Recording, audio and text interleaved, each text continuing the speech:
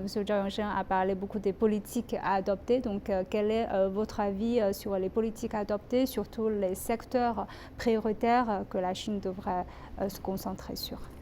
En fait, oui, en 2021, nous avons eu un taux de croissance assez soutenu, mais partiellement grâce à l'exportation, parce que nous avons eu un taux de croissance de 8,1%, mais nous avons un taux de croissance de l'exportation qui a atteint plus de 20%.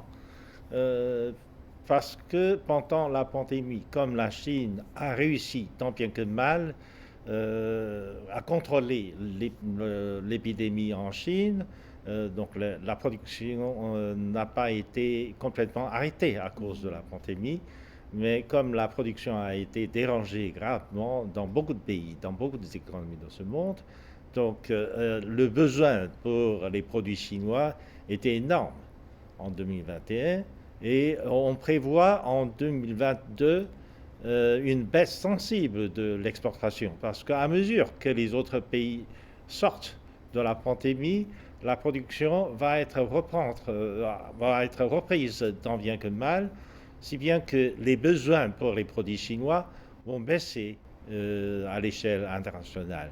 On pense que cette année, l'exportation ou la croissance de l'exportation jouera un rôle moins important pour la Chine.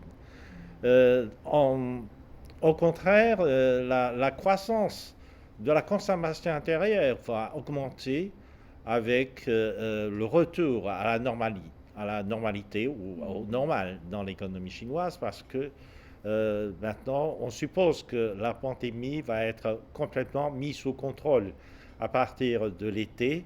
Donc il va y avoir un rebond du secteur de services en Chine.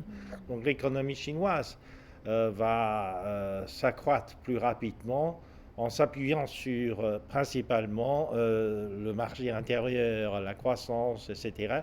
Et comme le gouvernement chinois a pris des engagements pour le développement de ce qu'on appelle de l'économie verte, en particulier, le gouvernement chinois va augmenter l'investissement dans les domaines en relation avec la décarbonisation de Avec la neutralité l'économie, avec le développement de l'énergie renouvelable, avec le développement de l'énergie nucléaire, etc., etc.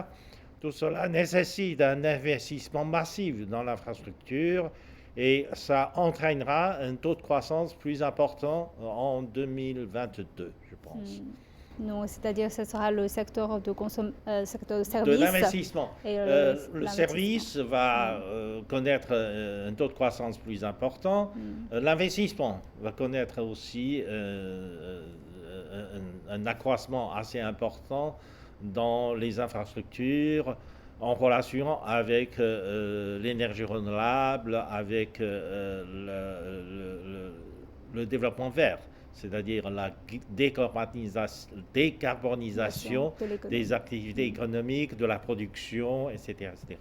Tout cela nécessite des investissements massifs.